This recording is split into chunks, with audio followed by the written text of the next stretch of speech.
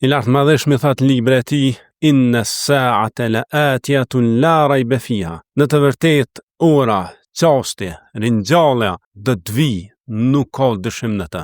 Nuk bëhet llogaria plot vetëm se në ditë e ringjalljes. Profeti alayhis salam na tregon se do të na pyet Zoti në ditë e llogarisë, sepse me vërtet Allah i Madhëshëm do t'i fol çdo njerit prej nesh, pa përkthyes. Do ta pyet njeriu, do t'i thotë, a nuk të kam nderu, a nuk të kam bërë zotëri, a nuk të kam martu, a nuk të kam dhënë bagëti dhe të kam mundësu që ti me fole, me udhëheqe, me pas ndeja. Ai njeriu thot, po, gjithsesi o Zot. Zoti i Madhëshëm e pyet, a e ke besu takimin me mua në këtë ditë? Ai thot, jo o Zot. Atëherë Allah i thot, unë do të harroj ty ashtu si ti më ke harruar mu në jetë asaj bote. Shikoni o ju njerëz, ai i cili nuk e beson ringjalljen, mirë për ta se si do ta takoj Zotin.